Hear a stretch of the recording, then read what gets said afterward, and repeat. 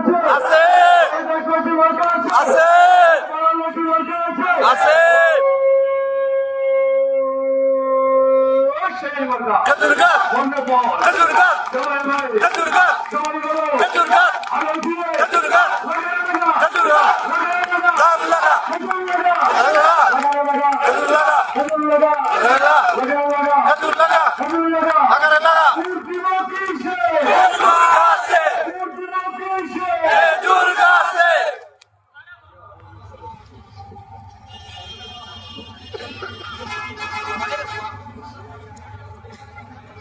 السلام عليكم ورحمة الله وبركاته.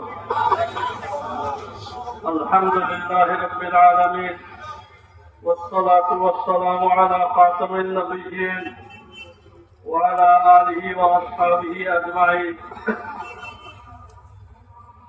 সম্মানিত বড়হালবাসী, উপস্থিত বিএনপি জামিয়াতের নেতৃবৃন্দ, আমাদের কর্মীবৃন্দ, আগামী 12 তারিখ ইলেকশন আসার পরে মানুষ দুই ভাগে বিভক্ত হয়ে যায়। এক ভাগের চিন্তা ভাবনা থাকলে আমার ভাই, আমার মামু, আমার চাচারে কিনা ভাগ করাইতাম, আমার গাঁও গঞ্জে কিলা ভাগ করাইতাম, কাম হোক আর না হোক, উন্নয়ন হোক আর না হোক, রাস্তা ভাঙ্গি জলে বাকি জল খেতে আমার কি আসে যায়। আমার নেতারে, আমার বাইরে, আমার গ্রামের মানুষকে আমরা আপনার বিজয়ী করার লাগি চেষ্টা করতাম। আর আরেক দল মানুষ ইলেকশন আসার পরেই তার শত শত কোটি টাকা দামর একটা ভোট তখন বিবেচনা করে এইসব প্রার্থীর মধ্যে কোন প্রার্থীর মাধ্যমে জনগণের লাভ হবে, দেশ উন্নত হবে। যেটা দেখবো যে জনগণের লাভ, দেশ উন্নত হবে, তাহলে এইখানে এই মানুষের বাড়ি বই, এই মানুষ কি আমার বন্ধু না বন্ধু নয়, এটা চিন্তা করে না। তখন তার বিবেকে একটা অনায় ওই জায়গায় ভোট প্রয়োগ করে, যেখানে দিলে এই দেশের রাস্তাঘাট হবে, নদী বান্ধন রোধ হবে, বাজার হাট সুন্দর আপ টু ডেট হইব, এরপরে শিক্ষা প্রতিষ্ঠান সুন্দর হইব, সব ধরনের উন্নয়ন হবে। আজকে আমাদের এই ইলেকশনও হইল বিএনপি জমিয়তের জোটের প্রতীক, আর অন্য কিছু হইল আপনার অন্য দলের প্রতীক।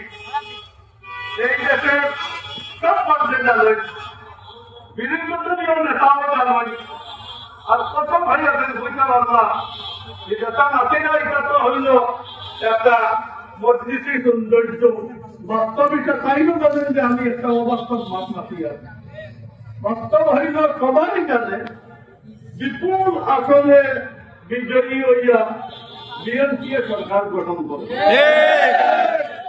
তাহলে এই দেশের সর্বস্তরের জনগণের যখন মনে মনে এই আপনার ধারণা যে বিএনপি সরকার গঠন করব, তাহলে বিবেচনার কাঠামো হইল এইটা যে তাহলে বিএনপি সমর্থিত আমার আসনের মধ্যে প্রার্থী কে আছে, তারা যদি ভোট দেয় তাহলে অতিরিক্ত বরাদ্দ পাওয়া যাইব, তারা যদি ভোট দেয় তাহলে মেগা প্রকল্প পাওয়া যাবে, নদী বান্ধন রোধ করা কি আপনার 1 লাখ 2 লাখ টাকার বিষয় নেই, বিশাল আপনার ব্যয়বহুল জিনিস।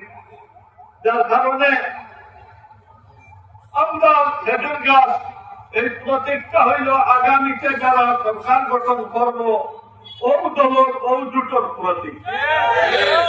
এখন একজন মানুষ বুদ্ধিমান ওইসব অঞ্চলে আপনার বলা যাবে যেসব মানুষে এই সিদ্ধান্ত নিছে যে এতদিনে ভোট আইছে দমদাঙ্গা চামচা ভরণ লাগি নাই, এখানে একটা সিদ্ধান্ত নিতে হবে বুঝি সুঝি যে আমরা উন্নয়ন কিভাবে একজন গ্যাসের ভোট দিলে আমরা যে কোনো মিনিস্ট্রি থাকি অতিরিক্ত বরাদ্দ আনতাম পারবো, আমাদের কোনো অসুবিধা নেই। আর যদি সেতুর কাছে ভোট না দিয়া অন্য কোনো আপনার চিহ্নে ভোট দেওয়া হয়, অন্য কোনো প্রার্থীকে ভোট দেওয়া হয়, তাহলে দুই প্রার্থী, এক প্রার্থী হইলে বিরোধী দলীয় আর আরেক প্রার্থী হইলে মা বাপ নাই এটিম।